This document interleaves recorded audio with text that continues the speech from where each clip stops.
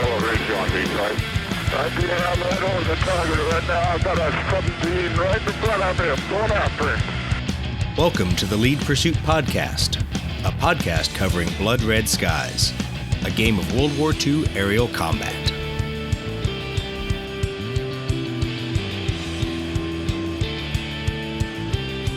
Welcome back to the Lead Pursuit Podcast. Tonight we're going a bit off the rails. We're going off track from what we normally talk about, and we're going to talk a lot about solo play. We're not talking about solo play in Blood Red Skies. We're going to talk to the man whose company bears his name, the guy that brought us Hornet Leader and Thunderbolt Apache Leader years ago, has come out with a lot more games in the Leader series, has brought out the Warfighter series, and a bunch of other solo play games. Tonight, we're going to talk to Dan Verssen of Dan Verssen Games. Dan, how you doing tonight? I'm doing great. Thank you very much for having me on the podcast. Oh, thanks for being on the podcast. Glad to have you on. And of course, we've got Brett on. So Brett, with his zero knowledge of Dan Verssen Games, is going to contribute and ask some questions. I'm going to be a lurker tonight. Hey, everybody. It's good to have you back on, Brett. Sorry we couldn't have Chris on. He's actually having to do that schoolwork thing again, the problem of going back to school as an adult education guy. So he'll skip out on us, but he might have something arriving on his doorstep here soon that might help him understand some of these DVG games. Well, Dan, I've gone out there and I've, obviously spent a lot of time building my knowledge about your company that I really knew nothing about, because I'll be honest, I played Hornet Leader, Thunderbolt Apache Leader years ago. And obviously those were under the GMT brand. And so that's kind of where I knew your work. And then I really got out of that style of wargaming for a long time. And so I came back and I'm like, I wonder whatever happened to this guy. Oh, hey, he has his own company now. Oh, crap, he's got a lot of games. So tell us how you went from developing for other people to kind of saying, all right, I want to branch out and do my own thing. Well, we had our very first game came out in 1988, and that was Modern Naval Battles, which got released through 3W, Worldwide Wargaming. And at the time, it was my wife and I, Holly, and I would do the design work, she would do the development work, and we worked as independent contractors for GMT and Avalon Hill and Decision Games for years. And at one point, it was Holly's idea. She said, hey, we've designed the games, we've developed them, we've worked with artists, we've had interfacing with the printers. Why don't we put our own game together and see how it goes? And so we gave it some thought. And our very first game that was a DVG design title was Field Commander Rommel. And we chose that because it was World War II, which is like the center of the hobby. And also we wanted to make it solitaire, because at the time, there was kind of a transition in the industry. People were having a harder time getting together to play games. And so we figured, okay, let's make it solitaire. And that went really well. We got the funding for it. Our very first print run, I think, was 500 copies. And at the time, we were in a condo, and we actually had the delivery truck show up in the driveway of the condo, unloaded like half a dozen pallets into the garage.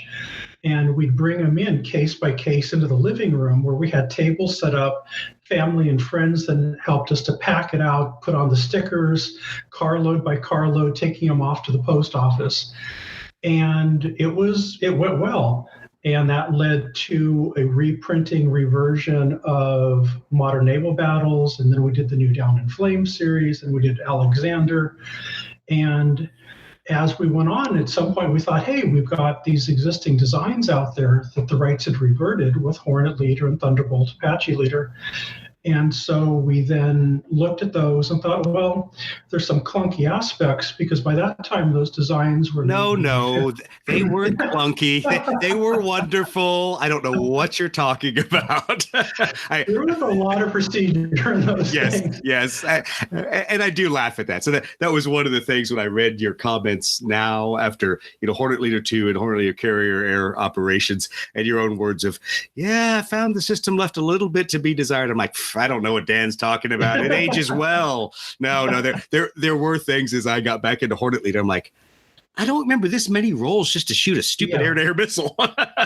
So. Yeah, exactly. And if you look at the number of charts in Thunderbolt and Hornet at the time, there were charts for everything, your modifiers. Yes, there were. And so we took all of that and just basically streamlined it. because like one of the things I try to do with a game is it's usually based on some kind of a fictional inspiration. Like Modern Naval Battles came from the Tom Clancy books, Red October, Right. Red Storm. And with games like Hornet Leader, it came from movies like Top Gun, of all of its problems that it had. No, But- it was historically accurate. I don't know what you're talking about. Brett has learned not to ask me about naval aviation and Top Gun. I'm like, yeah, whatever they did in that movie, whatever. Enjoy all the flying scenes. It's nothing like that. Yeah. And what I liked about it was it brought a lot of people's interest into aviation and gaming. And they soon learned that, not a lot of gunfighting F-14s out there, but, it's Tom Cruise, so that was cool. And so what I try to do in the games is the topics that we cover, things like being a fighter pilot, being a special forces operator, are very complicated topics that take years of training and understanding, and they're very involved. And so what I try to do is squeeze that down to make it approachable by people, to the point where I don't try to get every last detail in there. My goal is to not get something wrong. So if we have a game rule, it should not contradict reality, even though I don't include all of reality. So I try to get the fun points in there of being a fighter pilot, maneuvering, lining up the shot, launching the missile. Like with our Locked On game, it was originally 2 or more players, but then we came out with a solitaire version. So it's down in flames, except with jets and missiles. And it's the fun of lining up the shot, and you've got to be at the right range, at the right positioning to an enemy aircraft based on your missile seeker type. And it's a lot of fun when you play that tone card and say, I've got tone.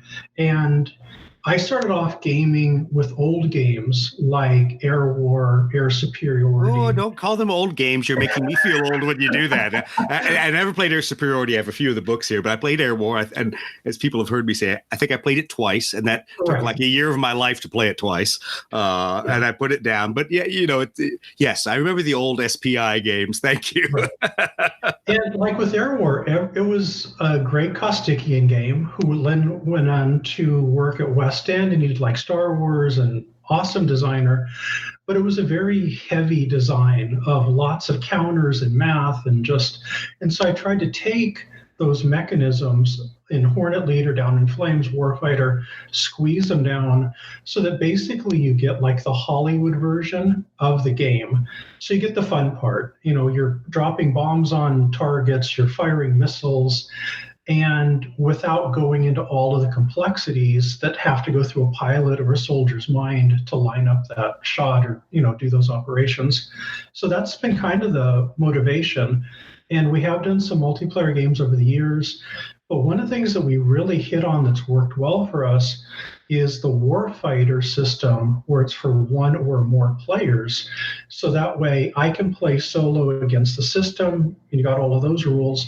I can also play with other people, and we're all playing cooperatively against the system, same rules, we're playing as a team. And at least personally, I like that better, because that way we're like cheering for each other, and we're winning or losing as a team. So at the end of the battle, either we've all won or no one's won. And it's a lot more, at least for me, it's a lot more fun that way. Yeah, and I really haven't dabbled with Warfighter. I'll be honest, I only saw it, probably maybe 6 months ago or something like that. I didn't even realize it was out there. And so all of a sudden, I'll be like, I'll get to that. I'll come back to Warfighter. And I went out and actually bought the DLC on Tabletop Sim. Oh, yeah. Because that was my excuse. I'm like, I've got to see how DLC is done. I've got to see how a professional war game is introduced in Tabletop Simulator.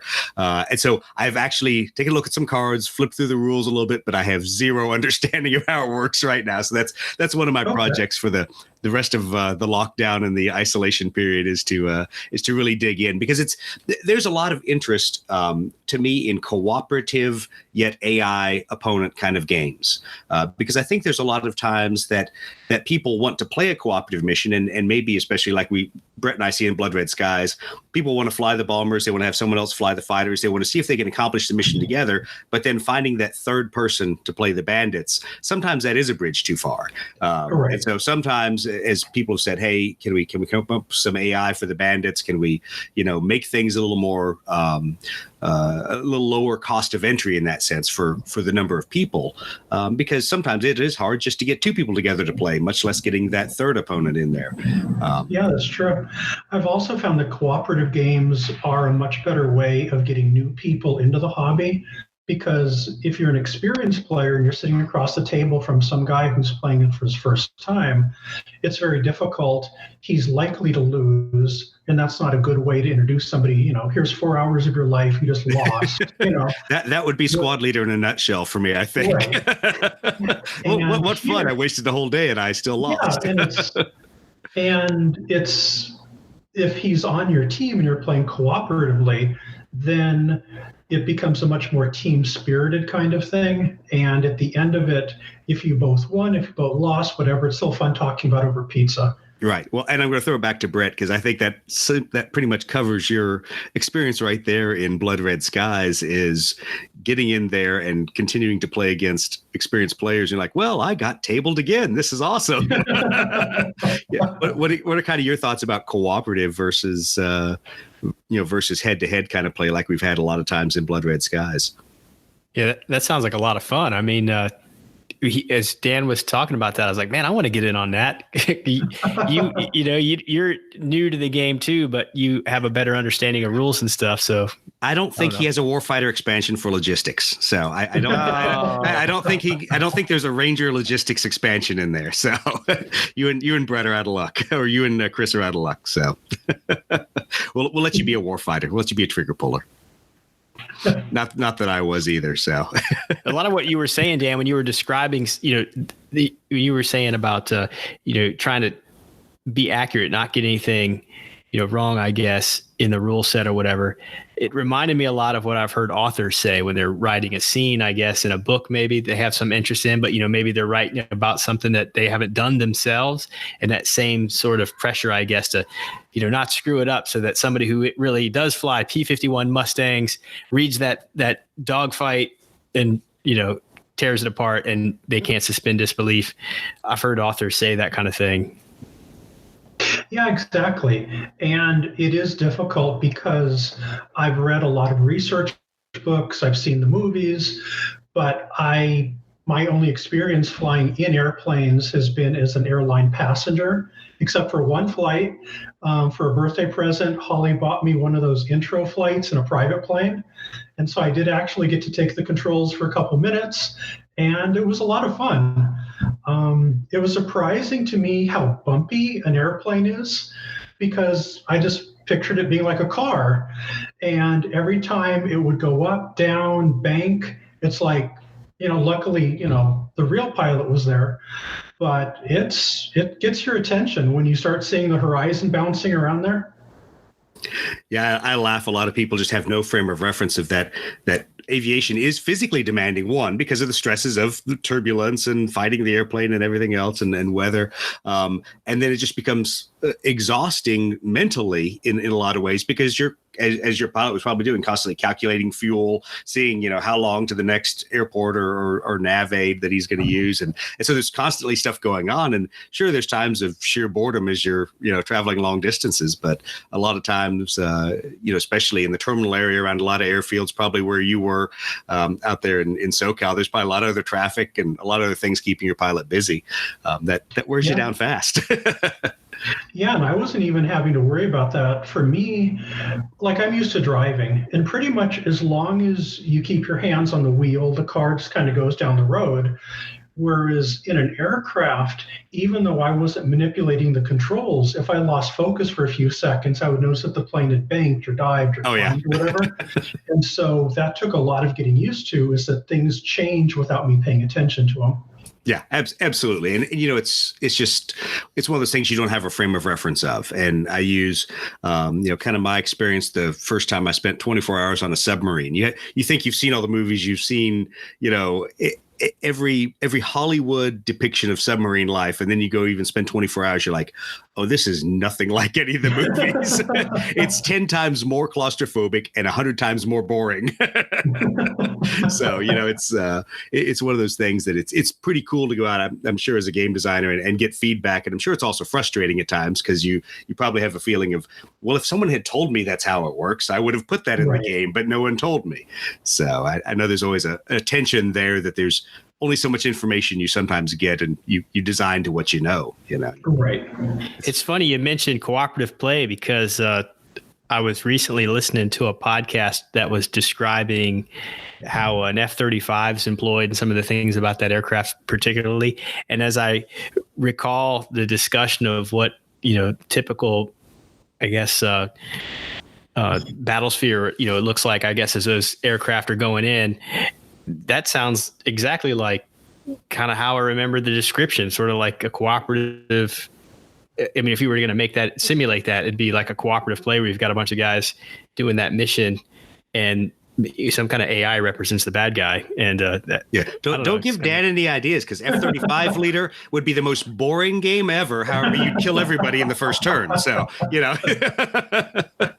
no, it's funny when you talk about that for especially modern aviation. And I think you see it as you go from World War II into Korea, Vietnam, and now into the modern kind of strike package era, how things are so much more cooperative. Because I know you had that in Hornet Leader with the ability to have EA-6s, the ability to have F-14s. You carried that on. And then obviously the ability to have the Thunderbolt Apache Leader, Hornet Leader crossover and combining air operations, and which something I've never tried. I don't have I haven't had the patience to ever do that. But that's one of the interesting things that I'm sure as we've gone from historical eras, I know when everyone looks at like Blood Red Skies in World War II, they think, well, what am I going to field as a squadron of airplanes? I know that as we've been doing a lot of the playtesting for the Vietnam side, it's suddenly been, what's that mix of airplanes? Or even if they're all the same airframe, what are the roles they're flying? Because some are going to be Wild Weasel, some are going to be bomb trucks, some are going to be MiG-Cap, and trying to balance that change so you have a feeling that you're flying separate missions, even though it may be the same F4, F-14, F-18 airframe. They've all all have different roles out there. Yeah, I think that's a great point, is as the technology and tactics have developed, you get more of, I guess, maybe like a football team kind of approach where different players on the team have different, specific jobs, but the overall goal of everyone is to get the ball into the end zone. Absolutely.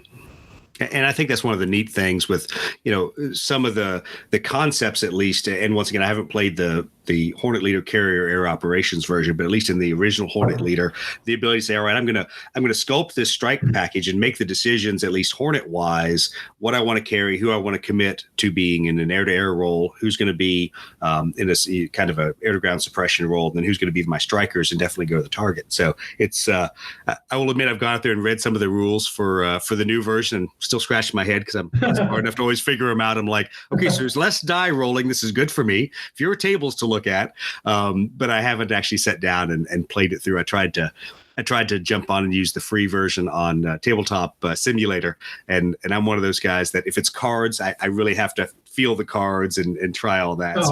It's going to be interesting to me to try to play some of these in absentia via Tabletop Sim and do card-based games that way, because it's just not it's not what I'm used to. And I think that's what we're seeing now, at least in the current pandemic environment. Is interesting to see how many people have been willing to adopt other techniques and other gaming styles that they're not used to, because most of the people from our background that are playing Blood Red Skies or some of the other miniatures based aviation games, they're used to the physical feel of the miniature and spending a lot of time painting the miniature and all those kind of things.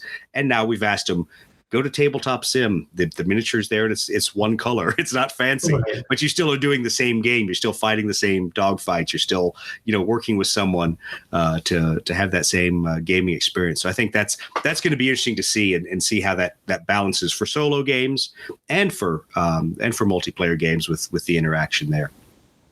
Yeah, I think that, this will go on however long as it does. And then when we come out of this, it's going to be interesting to see what are the long-term effects, because at least at DVG, we've seen a real spike in all of our solitaire titles. And I'm curious as to, how is that going to go on? And what's especially exciting for me is lots of new faces placing orders. And because two of the people at the company, my son Kevin and his wife Sarah's more of our online presence, totally in charge of all of the customer service. Kevin has basically spent his entire life gaming, and he went from play testing to developing games, and now he's designing games, and now he's kind of moving into like a project manager kind of thing, because we're working with like half a dozen to a dozen outside people. And so he has his own internal game projects that he's working on. But right now, probably half of his time is actually spent interfacing with the outside designers to get all of their projects moved along. And so luckily, we had a very good online presence coming into this. And so it's been really great for us. Not a lot of transitioning needed. They're both really well liked online. And I've been very happy with everything that's happened with that. So it'll be interesting to see how things go. Well, that's a good segue into kind of my next question. I see you've talked about the consistent upgrading of your warehouse facilities, and that constantly, you went from working inside your living room and suckering family members into putting stickers on boxes to, okay, we'll buy a small storage facility. Oh, wait, that was not big enough. Okay, we'll buy another one. Wait, we're going to knock a wall out, to now what do you have, a 4,000, 6,000 foot square warehouse, something big? Yeah, right now, the progression is we started off with a condo, and we'd have to move the cars out of the garage, park them on the street for a couple of weeks because the entire garage was pallets full of games. And then we ended up having the garage full and getting a second shipment in. So at that point, we started lining the walls of the condo. So we lost the living room. The kids had boxes in their bedrooms. We had boxes in the hall. It was basically just this dungeon of game boxes. And that's why I'll never be a game designer. My wife would throw me out of the house if I did that. It would be all over at that point. And so at that point, we decided, okay, we're going to take a major step here. We're going to get one of those self-storage 300 square foot things. And we figured, and we moved into games, and we took up like half of that unit, and we figured, we're done. This is all we will ever need. And then we designed some more games. That one filled up. We then got 1,000 square foot unit, and it looked massive. It was like, you could like build airplanes in this thing is how it looked to us. And within a year or so, that filled up, and we got our first new warehouse, which is 2,200 square feet. And again, it's like, the games are like hiding in this back corner of the warehouse. And then more shipments come in, more designs. And luckily, the unit right next to it, which was another 1,600 square feet, became available. So we asked the company, and they said, sure, sign a lease, we'll punch a hole through. So they put a hole through the wall, a little archway thing big enough to take pallet jacks. And we figured we're fine, filled that up. And now we have a third unit. So yeah, we're up to about 6,000 square feet in that facility. And it's, I'm thinking we have maybe another 6 months to a year before we need another one. And that's one of those things where you start running into problems as your business grows, is you find these weird gaps. Like you can get storage facilities for about 2,000, 3,000 square feet. But then there's like a gap where it jumps up to like 15,000. But finding a good storage space at about 6,000 to 8,000 square feet, I guess there just isn't much of a demand for them. And so that's one of the problems that we're going to be running into here in about a year. I guess it's a good problem to have. Yeah. Success is a terrible problem. That's horrible. No, that's good to hear. So, it's one of those things you always wonder in the era of so much being online and so much being digitized in video games. The question has always become, what are in-print games doing? And obviously the world that Brett and I come from, the miniatures-based game, there's tons of Kickstarters out there that are doing, very professionally produced miniatures-based games because they can get them made, the miniatures made in China, get them done mass-produced. There's not near much overhead, but it's really good to see print board games that I'm used to still going through the same kind of revolution, and that there's still that much demand for them out there, which at least makes us old guys have a warm and fuzzy. It may not be Avalon Hill titles, it may be Dan Verssen game titles, but we're quite happy to see the hobby keep expanding that way. Yeah, Kickstarter has been a major boost, I think, for the hobby in general, and then also DVG specifically, because it's allowed us to get a much better feedback and feel for what people want, what kind of content they want, how big a print runs to make, and also like printers want their money up front, which is always a problem for a small business. Kickstarter allows us to produce games that are bigger, better than we ever could have, because we get that Kickstarter money up front. We're able to pay the printing bills, and it's been tremendously good for us.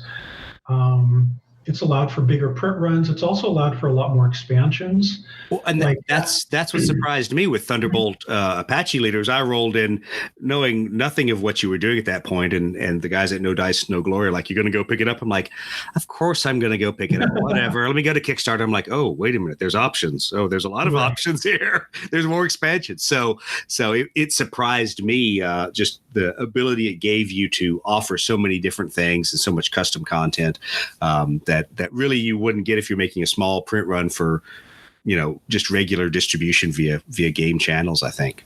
Right, because without Kickstarter, you just don't have the cash on hand. Absolutely. Like right now, we have, I would say, about 10 core games and about 40 to 50 expansions. Wow. Somewhere in the printing cycle right now. And we'll be getting the first wave of those back probably in about 4 to 6 weeks, I think. And then we have 3 different waves that are going through the process right now. And without, Kickstarter, that just wouldn't be possible because the printing bills get very scary. Like, I went to a convention and they asked me to do a little talk on, hey, what's it like to be a game design, company publisher? And one of the questions was, after you put out a few games, when does it stop being scary? And the answer is it never does, because your company grows and you have, the games that we produce now, they're higher quality components, so they cost more, the print runs are bigger, there's more design time, more art time, a whole lot more money is invested. And so whereas our first game, we could have put on a credit card, basically. I think the printing cost for Rommel was something like maybe $2,000 or something else. So a decent chunk of money, but not, it's something that's not life-threatening if things go bad. Now, it's still scary because at this point, with the amount of printing that we have going on, we could buy like a house. Yeah. And to know, it's just so, it's always scary. And well, but that's business, and I try to explain that to a lot of people because it's very similar in my aviation photography workshop world that I run in.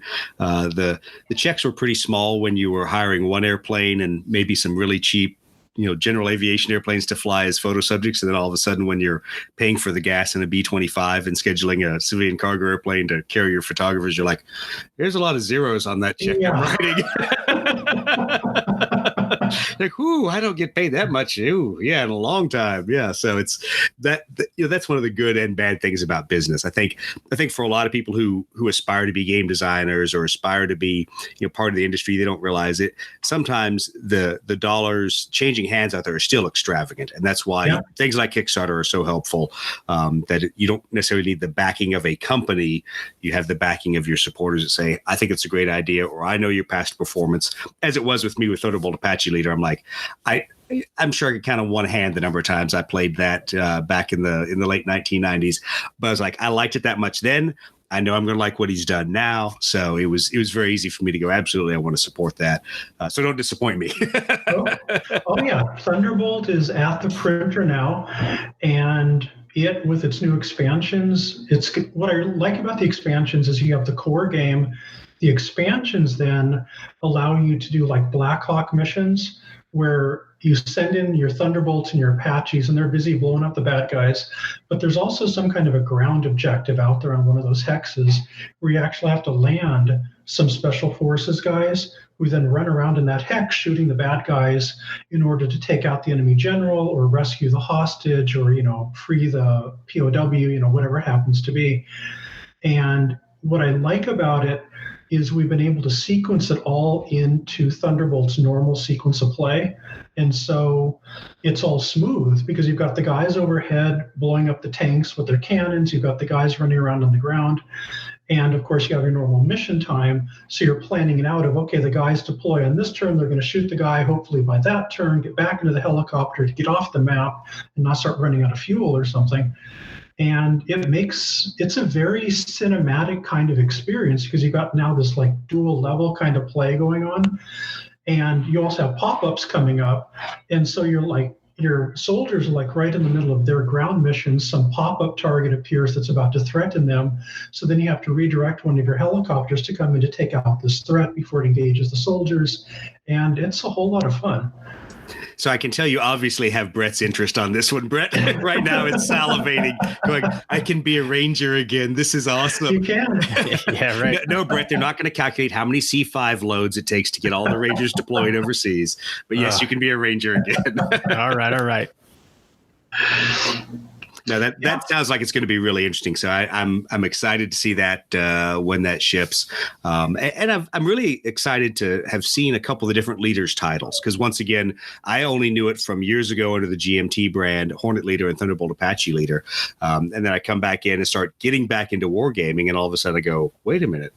This guy's got a lot more titles out there. Phantom Leader, IAF Leader, B-17 Leader, that way out to Submarines Gato Leader. I sit there and go, wow, this might be a few too many games for me to acquire. As I jokingly told you the other day, I was bored in quarantine, and I'm like, I'll take that. I'm like, I will never play all those games even in the next year. I'm like, let me take those out of my cart. Let me be reasonable about this and not spend all of my money, all of my salary this month on games. But it's a neat offering when you look at it. The Leader series overall, at least for me as a wargamer, is neat because you have so many different things out there and so many different topics.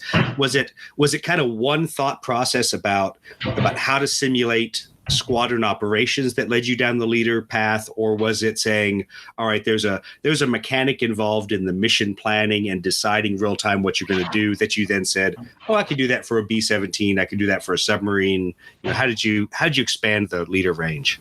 Right. Basically, from my point of view, the Leader series is you're commanding a group of something. In the submarines, Gato Leader and U-boat Leader tends to be more like one sub, but you do command a fleet of them. But the basic premise of all of Leader games is you have a group of units that are piloted or driven by or commanded by people. And then in front of the player, we then place a challenge. We say, okay, you need to fly your Hornets to this target. You need to inflict so much air-to-ground damage on the target itself. But there's also going to be surface-to-air missile sites. There's going to likely be bandits in the area. You then have a limited number of resources in the form of weight points of how many bombs and missiles can you stick onto your airplanes. And how do you then want to go about accomplishing this puzzle? And then we threw in kind of a human factor of your pilots are rated for skill level, everything from newbie up through legendary. And the nice thing about the system is you naturally want to fly your more experienced pilots every day. But of course, as they fly, they gain stress, which will eventually degrade their skills and might even have them lead your squadron. So when do you cycle in your newbie pilots versus, and how do you mix all of that up? And one of the things I especially like that's developed out of the Leader game and the Warfighter series is that when you put cards in front of people and they go through various missions and they level up and you've now kind of customized them, people get an emotional attachment to these guys, even though they're just little pieces of cardboard. And when they have to put those guys in danger, we've gotten a lot of emails from people of, I have my favorite pilot because I'll always remember on mission 2, he made that lucky die roll and saved the mission. And now there's a tough mission. There's a lot of SAM sites in the area. He's the best guy to go fly and take those SAMs out, but it's also putting him at risk. And even though it's nothing in the game mechanics, I don't want to do that because there's an emotional attachment to this guy. And to me, those are the most fun kind of letters to read. One of the things I want to say, DVG has an amazing group of fans. We're in constant contact with them. Sarah gets emails from them all the time, and they're wonderfully supportive. And like an example, like 10 years ago, I got a letter from a guy who said, I'm a big fan of Hornet Leader. I know you're coming out with an upgrade for Phantom Leader. I have a dog. His name is Bat Dog, and he sent me a picture. It's this adorable, black dog with these big old ears. And he said, can you have a pilot in Phantom Leader called Bat Dog? And I said, sure, And so if you look in Phantom Leader, there's a pilot there called Bat Dog, and that's where he came that's from. Brilliant. And then it was one of those things where, so we put in Bat Dog, we go on, we're designing other games. And like 5 years later, I got another email from the guy, and he said that Bat Dog had passed away, and that whenever he plays Phantom, he always looks at that card. And it's just one of those special people connection things. It is. That's cool. And, people in the office were crying, and we never met Bat Dog, but, that's awesome. He became part of our world. Yeah. Well, and I was reading an interesting article from some friends of mine that have a game store in California, and they were talking about, how do you deal with the difficulty of in a role-playing game, your character dying? And it's very much the same thing in Hornet Leader when you get out there and you've groomed a couple of your aggressive pilots. You're like, all right, these guys, I know they're going to be able to make the mission happen. And then one gets shot down. And you're like, really? Really? Yeah. How am I supposed to win any more of these stupid missions in this campaign? Because now I'm down one of my guys. And so you do get emotionally attached to him. It's kind of funny. And I think that's one of the things I've liked about Hornet Leader. I can, we can sit here all day and nitpick things that either people who've flown F-18s would see differently, or people who've been in the military would do differently about military operations. But the thing that I enjoyed, at least about the original Hornet Leader, is that you always have a balance of trying to maintain your aircraft, your people, the mission. It's you never have enough assets to do everything you want to do. Right. And so sometimes it's very frustrating, because sometimes you're like, there is no way I can accomplish this. What's the least egg on the face I could take from right. CAG when he says you failed the mission? I'm like, but I didn't get anyone shot down. Exactly. It sounds to me like it. I mean, I wouldn't be surprised if you were to tell me that was something that Department of the Navy, or at some level, informal or even formal, is used as maybe some kind of training method. I don't know. Is that the case? Is that far-fetched?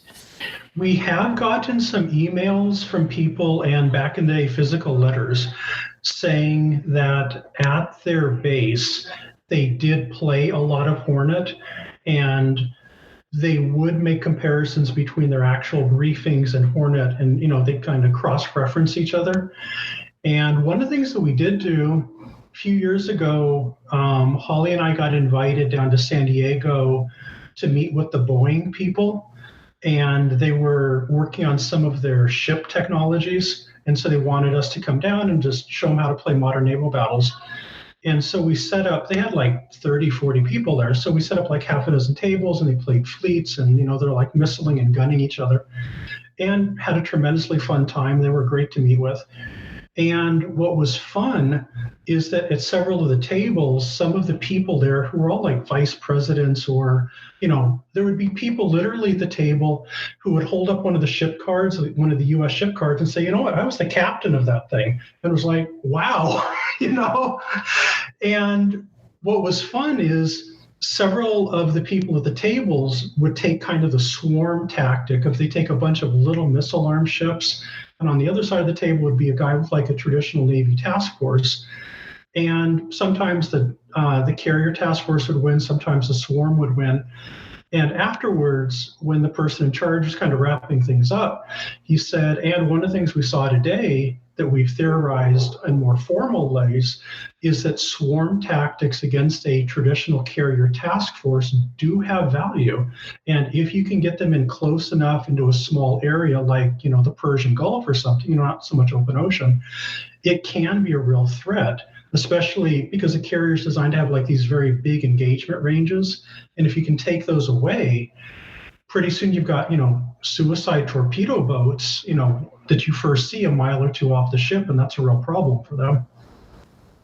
Yeah, absolutely. And I think that's one of the neat things is playing out missions or playing out scenarios that are so hypothetical, South China Sea kind of things, even in Hornet Leader, that you're like, there's no way we'd ever have force on force with the Chinese. But it makes it interesting to say, okay, what if all of a sudden every single bandit in there is a high quality bandit? It's not me going in and beating up on, in the original Hornet Leader, the Libyans, or a Central American threat where, it's MiG-21s. Right. And so suddenly your decision making process becomes very different as you deal through those kind of scenarios. So once again, I know I have plenty of different leader games to play through. Hopefully, I'll make some time here. And Brett's probably gonna look at me in shame and realize I should be painting miniatures instead. But I'm gonna use the time to play some of the leader games. Well, let's transition and talk a little bit about the Warfighter games, because you alluded to a little bit about how that game works. But for those of us who are newbies to the Warfighter series,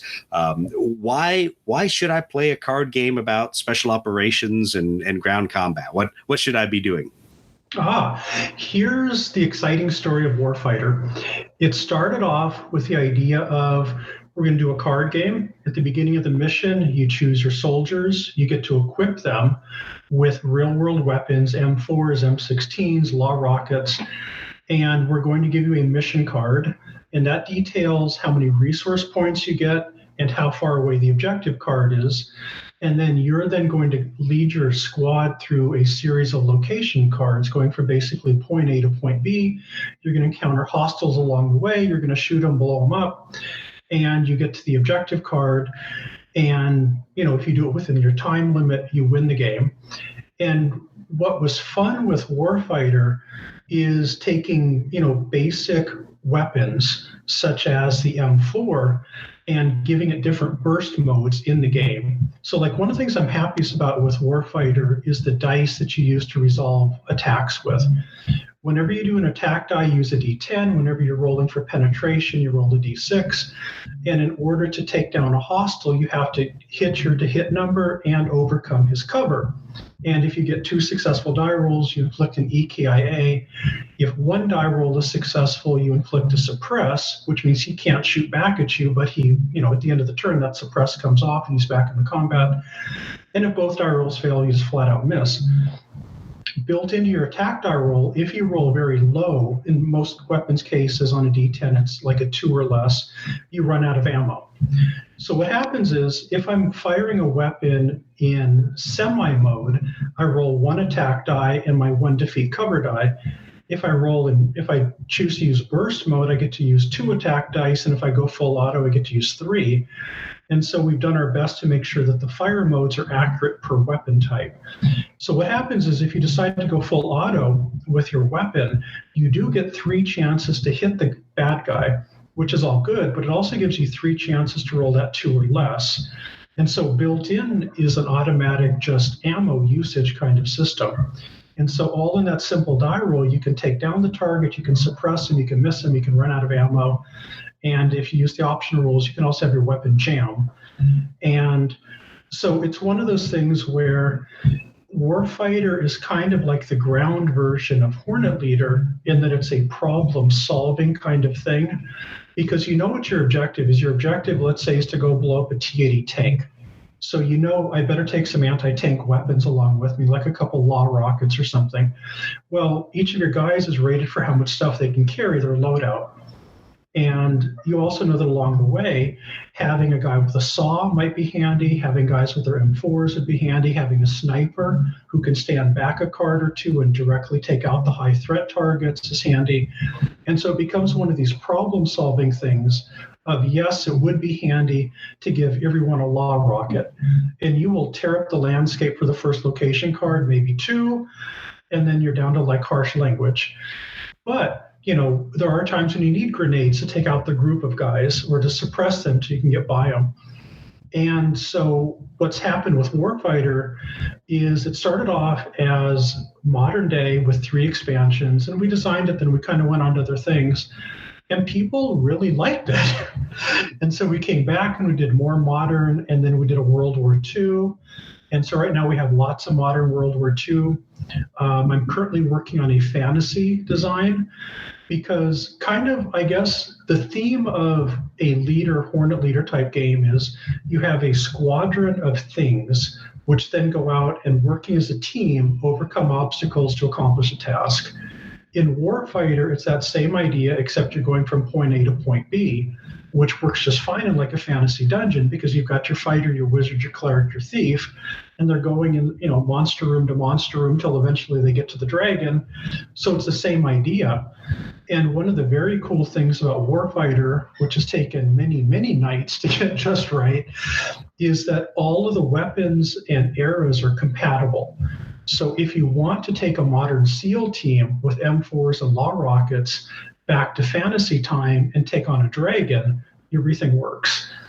Excellent. Excellent. So it's been a lot of fun. Well, and people need to understand how hard that is. And we joke on the Lead Pursuit podcast because right now Blood Red Skies is trying to dip its toes into Vietnam era. And it's been a very dogfight centric game. And now all of a sudden you're dealing with IFF systems, BVR missiles, SAMs, things that are so out of the cadre of things you're used to. It's been for us on the playtest team. It's been, at least in my mind, nothing short of a nightmare to take a well-crafted dogfight system and go, I need to push the boundaries of that and do other things. And so having a game be scalable and still be fun, that's definitely an accomplishment. And I laughed when I saw that you were doing the fantasy one. I'm like, how is that going to work? Once again, I had not played Warfighter at that point. I'm like, all right, I'll put that in the bin if I'll get to that later. But I think you hit on something important. I think when you said it's individual problem solving, and so many times I think we're used to the old choose your own adventure or even some of these solo or cooperative play dungeon crawl kind of games where it isn't it's not always a problem to solve. It's generally an encounter to overcome. And I think that one of the tricks, at least that I enjoyed in Hornet Leader, is being able to foresee what the problem is and say, okay, I know there's a pretty good chance that I'm going to have capable bandits, but that's a very hard target I have to take down. So am I more concerned about the bandits? Yeah, because they can jump me and they can cause my strikers to jettison their ordnance. So at the end of the day, I'm going to load everyone with a lot of air-to-air missiles and take the minimum number of bombs I can use to get by and hope to accomplish with some kind of buffer in there, accomplish the mission. And I think that's probably one of the challenges that I know you've gone through designing so many solo play games is how do you provide a challenge and a problem to be solved without it being too visible to the player, where you're really trying to make them think and trying to make them choose their resources and make them solve the problem without just making it a case of, is your sword bigger than the other guy's sword? Right. Can I beat them into submission? What we've done, and I think that's a good point, is how do you reveal information to the player? Because if you give him too much up front, there's no mystery. If you hide too much, he can't make decisions because it's all just a big mystery. And so the way that we approach it anyway is we layer the decision making so that we give the player some information up front. Like in the case of Hornet Leader, you have a general idea what the SAMs are like. You can look to see what the general level of bandit defenses are, but you don't know exactly. And then when you get closer to the mission, you get a clearer picture of what's going on. And so what we do is we layer that reveal information-ness to the player. And then the other thing that we do is we use spreadsheets a lot. Like everything in the Leader series, everything in the Warfighter series, all of it is spreadsheeted. So that way we know that even when it comes down to hostiles or locations or weapons, we know that a given location, it might have more hostiles, it might have a higher entrance cost, it might have some negative or positive bonus. But we know that overall, every location card is equally difficult as all of the others. And so that way it takes like a randomness out of it. Because one of the things I don't like in a game is I drew a card, and because it's extra powerful or extra weak, I now win or lose. And I had nothing to do with it. I just kind of drew the card. And so that goes back kind of my background at Alderac Entertainment Group, AEG, way back when, around 2000, designing the 7C collectible card game. Is we had like great people there like Dave Williams and John Wick, And they taught me that in a collectible card game, your goal is to make every card equally powerful. And the more conditions you put onto a card of when it can be played, what it can be used against, you can make it more powerful. But your goal is to make all cards evenly powerful. That way, the luck of the draw has a minimal effect on gameplay. And even though we don't do CCGs anymore, that same philosophy is still there in all of our games. So that way it takes that random draw element out of things. And then it also becomes like this little mini puzzle of the player of if a card would normally give you a +1 bonus, but this card gives you a +4 bonus, but to play the card, you have to bring about this complicated situation somehow, then it becomes this reward for the player that if he can actually bring about that circumstance, he gets to play the huge card and demolish his enemy. But it's not a matter of luck. It's a matter of something he had to actively build towards in order to play. Yeah, and I think that's one of the interesting parts as you add the card interaction. I know probably it's one of the more challenging and also frustrating parts of at least the leader games that I've played is, and I'll call it the encounters, but it's the mission events, because there's just some of them that you really can't foresee. And you know that card's in the deck somewhere. And you're like, I just don't want to draw the five Sam shots on egress or whatever it is. Right. And you draw that one and you go, all right, you're right. I should have brought wall-to-wall harms on this one, but I didn't. I chose to put, Mark 83s on there instead. But I think that's interesting as you talk about balancing them, because there is an element of, as those of us who came from the 40K world talk about, having to math hammer out a game and say, I need to make sure that the ability to achieve the scenario's victory objectives are doable, because otherwise the game's no fun. And I may have built the best simulation of launching torpedoes against a carrier in World War II. And if in the scenarios I build, nobody can ever achieve that, who's going to want to play the game? Awesome. I got all my torpedo bombers shot down. Hey, maybe it is midway, but it's one of those things you're like, that's no fun. I need to balance that. And the fact that you guys go behind the scenes so much with the math piece of it, that makes me feel better. Maybe I won't draw the bad cards this time. But that's part of game design. And I think a lot of people lose because they often think of the chrome, the cool cards, the cool events, the cool things, and they never think about, okay, what's the overall play of this? If someone gets all the bad cards back to back, I want to make sure they're not just totally demoralized and having no fun at the game, Although I had a few of those missions, I think, in Hornet Leader, but that's probably me, not you. Well, that's one of the things that we did address in the new Hornet Leader is we tend to give people more options. Like, for example, when you're coming off the target, you can expend missiles in order to suppress some of those defenses.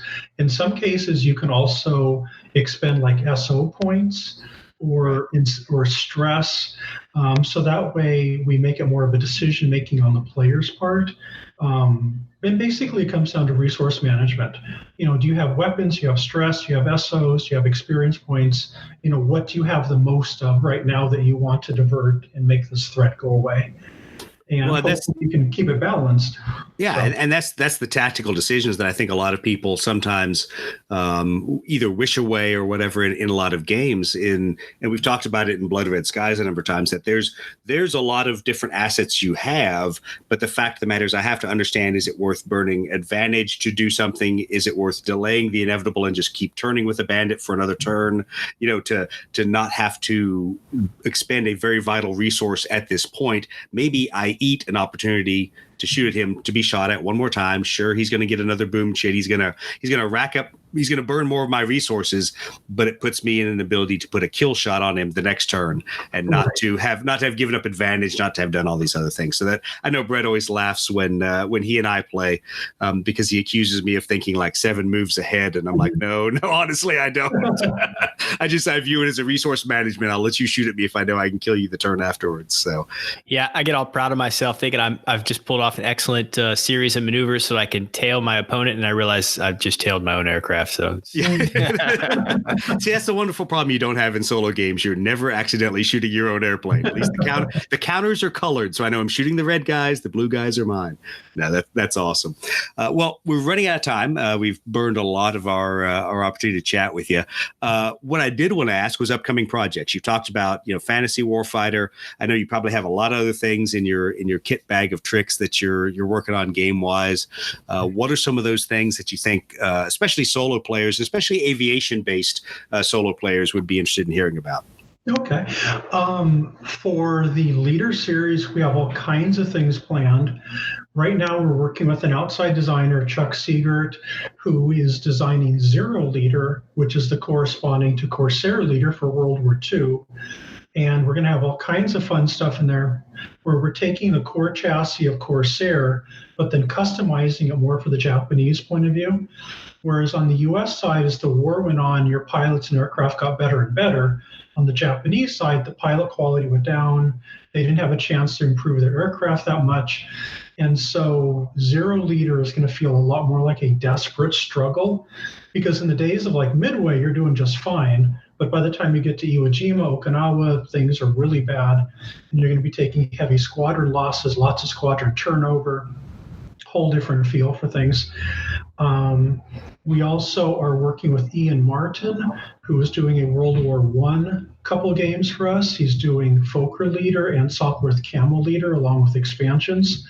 And we're hoping to have both Zero and Sopwith hopefully by the end of 2020, early 2021. We're also working with Dean Brown, who's doing Spruance Leader, which is a naval expansion where it's Cold War naval combat. You're going to command a naval task force, basically Red Storm Rising. Is it going to want to make me never play Harpoon ever again? Yeah, I played Harpoon way back in the 80s, and to me, Harpoon was kind of like Air War. Yes, exactly. It was an excellent game, but boy, there was a lot of math in there. I laughed because I was going through my storage unit this weekend, going through boxes and boxes of games, and I pulled out Harpoon, and it said, "Quick to learn, fun to play." I'm like, oh, what a lie! That is not true at all. Yeah. We're coming out with expansions for Thunderbolt Apache Leader.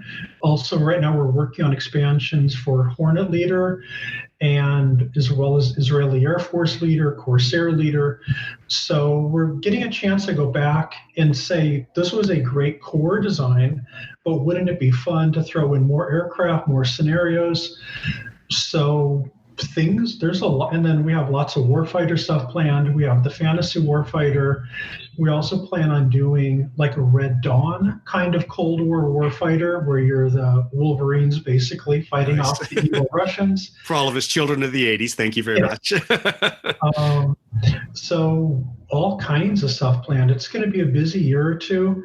And what's been especially helpful for us is we're now working with like Benjamin Chi and several other people who design Warfighter modules for us. And so what that does is, because DVG is a tiny company, there's myself, my wife Holly, son Kevin, his wife Sarah. And that's, everyone else that we work with. And, luckily, because of the magic of the internet, we work with designers and artists that are spread across Asia and Europe, and, we're all over the place. But realistically, it's just the four of us. And so by working with outside design people, it allows them to make the expansions, whereas we get to then focus on the core games. And that allows us to do a lot more as a company. And it's been, 2019, 2020 are both awesome years for us. Well, it's good to hear. I really look forward to getting my hands on a couple of the titles that I haven't tried yet, and hopefully I'll find time to expand my way through the Warfighter series and a couple of the other ones out there, especially, obviously some of the General series, seeing both Rommel and Alexander there. I had not been exposed to either of those titles at all. I'm like, ooh, that's one more thing that kind of might draw me in. So we'll have to see how that goes in the next year. Well, want to thank you for taking the time to talk with us and definitely to share a lot about solo play, the game design piece.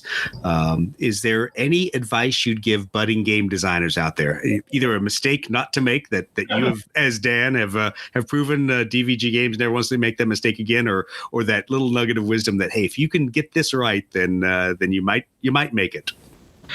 The biggest thing is find good people to work with, because no matter how talented or skilled you might be as a designer, an artist, or whatever, you're not going to bring all of the skills that you need to the table. And for me, it's hard to find good people to work with, because you need to find people that are both technically skilled as well as personalities that you're willing to spend 8 hours a day in a stressful situation playing the same game over and over and over. Because, people will play our games 5, 10, 20 times, but by the time the game goes out the door, I played the thing like 100 times. So do the people in the company. And it kind of loses its funness after the first couple dozen plays. And invariably, it's either too hot or too cold, or somebody's hungry, or somebody's not in the mood to play yet again. And there's a bit of a stress factor there. And you have to get along with the people that you work with, and they have to be talented. And so it's important to find the right team to work with. Awesome. Yeah, I have to say I'm blessed with the team that I have on Lead Pursuit. Brett and Chris keep me honest, but I think they might be challenged if they had to spend 8 hours a day play testing with me.